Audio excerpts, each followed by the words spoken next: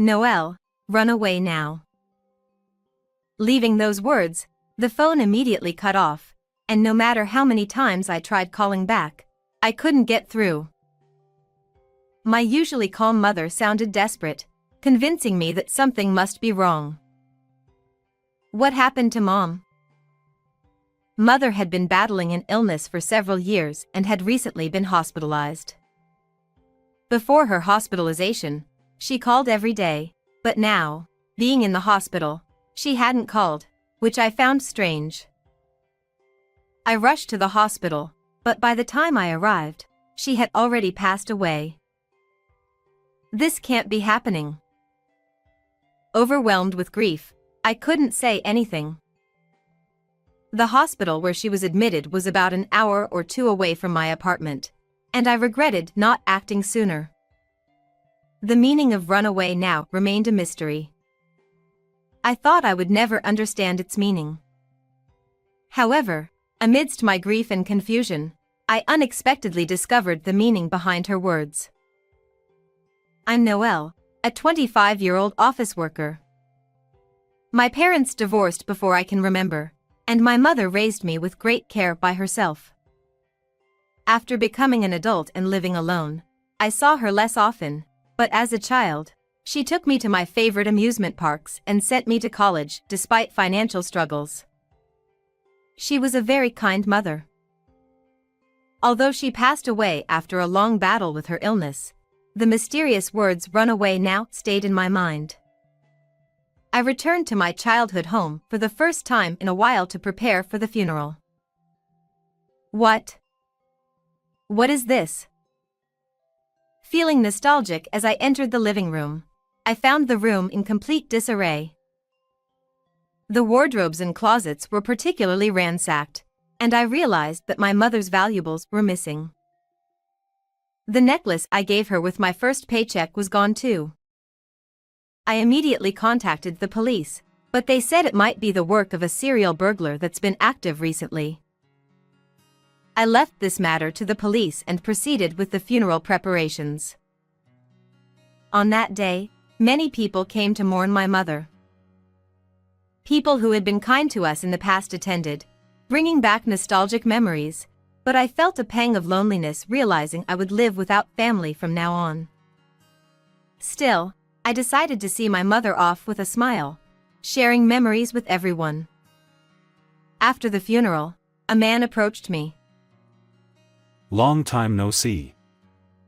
Do you remember me? I didn't recognize the man who spoke to me so familiarly and wondered if such a young person could be one of my mother's acquaintances. I'm sorry, who are you? Well, you were little, so it's not surprising you don't remember. I'm your older brother, Dominic. He smiled warmly. I was shocked to hear that I had an older brother. Moreover, I had never met this person before. As I was skeptical, Dominic showed me a photo. Look, here's Mom, and this is you. That is definitely my mother when she was younger.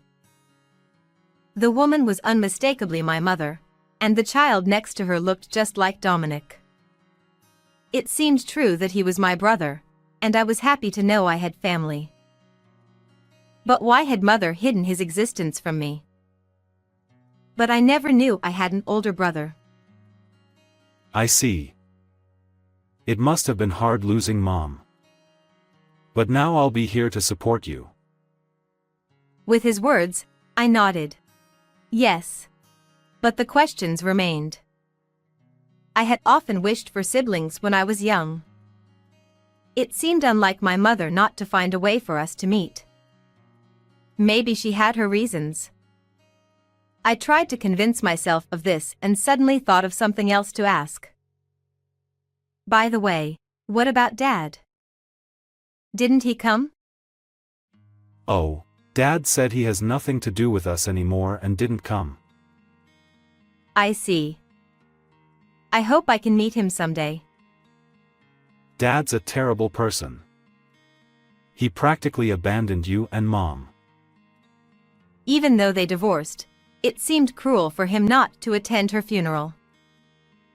Dominic continued to check on me, often inviting me out for meals. During one of these outings, he told me that after the divorce, Dad frequently asked Mom for money, and he was worried that he might come after me next. Dominic seemed very concerned about me, and having a brother felt reassuring. However, I was soon to discover a shocking truth during the process of sorting through my mother's belongings. About a month after the funeral, while finishing up the organization of her belongings, I found a notebook in a dresser. As I flipped through it, I realized it was my mother's diary. It seemed she had written in it daily since before the divorce, and there were 10 volumes in total.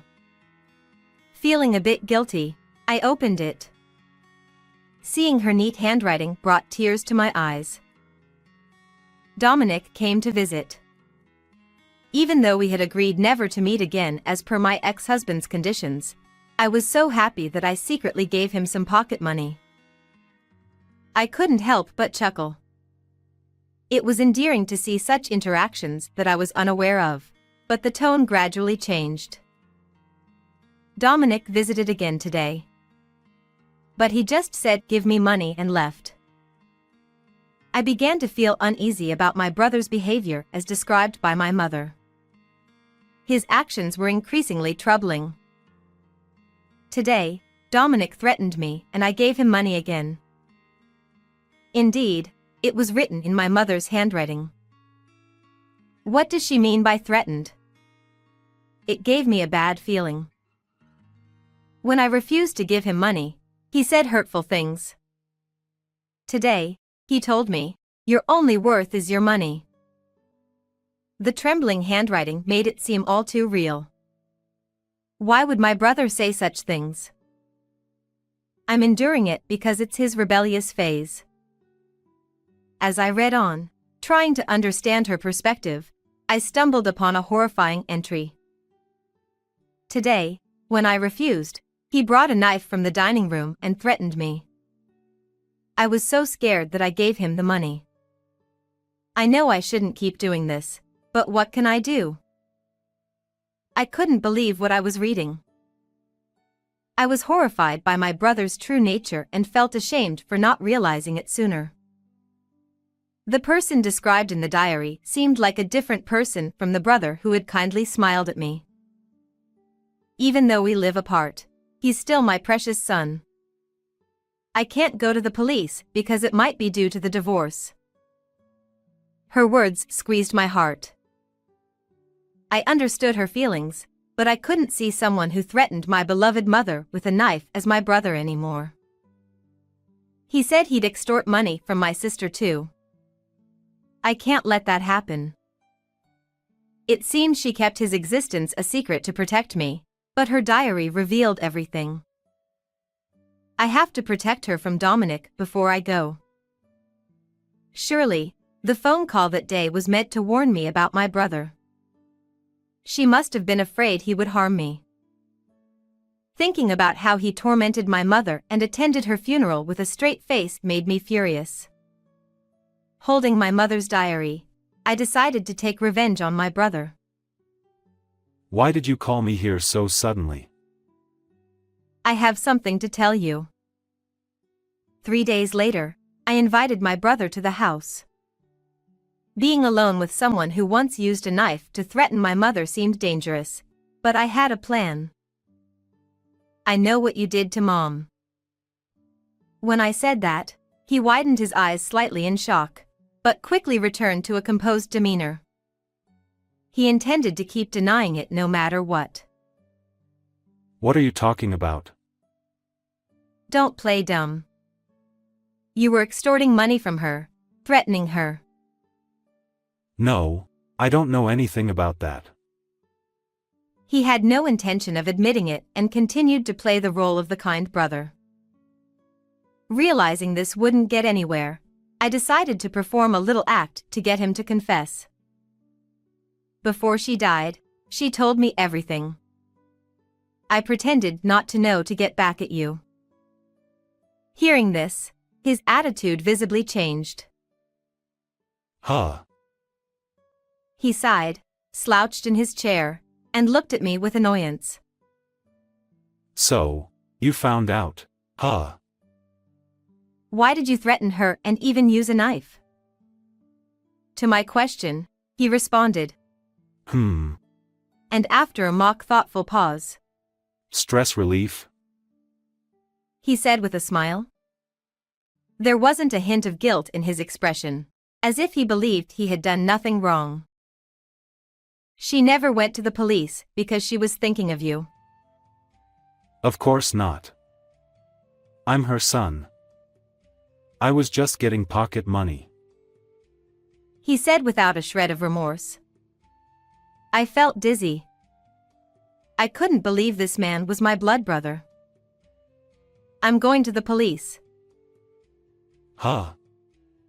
They won't listen to you without evidence. I have evidence.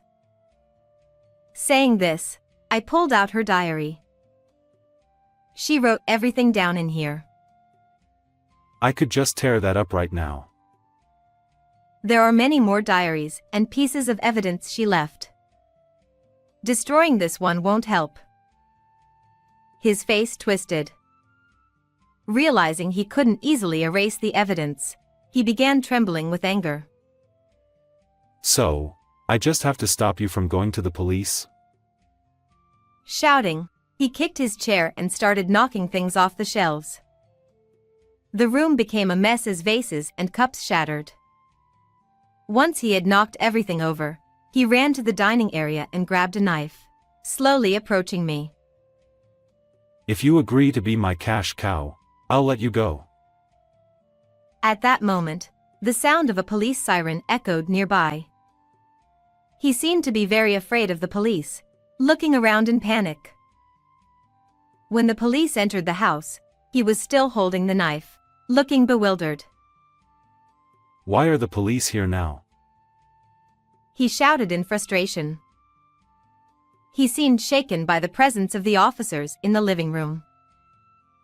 I asked them to come. Huh? He looked at me dumbfounded. I decided to reveal the big part of my act. I asked a colleague from my company to call the police at this time. What? I figured her diary alone might not be enough evidence, so I planned to have the police catch him in the act of threatening me with a knife. It was all a setup. Stop messing around. He shouted, lunging at me, but was immediately subdued by the police. Hey, stop it. Let go of me. He struggled violently, trying to break free, but with 2 officers restraining him, there was no escape. After they handcuffed him, he seemed to realize he had no way out and became quiet. I'm sorry. Forgive me. I was wrong. Desperate to avoid being arrested, he started apologizing to me frantically, his face contorting as if about to cry. No matter how much you apologize, it won't reach her anymore. Who cares about that? Just don't involve the police. It's not that simple for us. She was always afraid of you. Parents are just cash cows for their kids. He kept cursing, but I ignored him. As he was being led away by the police, he started sobbing. I'm sorry. Please, not the police. I won't forgive you for what you did to her. Officers, take him away. As I declared this, his face twisted in agony. Thinking only of his own protection to the end, he was finally taken away by the police with a miserable look, tears and snot streaming down his face. Later, the police investigation revealed that he was a habitual burglar and was sent to prison. It seemed he had been desperately avoiding the police because he feared exposure of his past crimes. He was also the one who had ransacked the house and pawned the necklace I had given her. Even in prison, he kept causing trouble, extending his sentence repeatedly. Although I lost my dear mother, I am now engaged to the colleague who called the police that day. He is kind and understanding, and I am happy to have met him. I'm sure she is watching over us from heaven. When we visit her grave together, I know she will be happy for us. How did you like this story? Please subscribe to the channel. See you in the next video.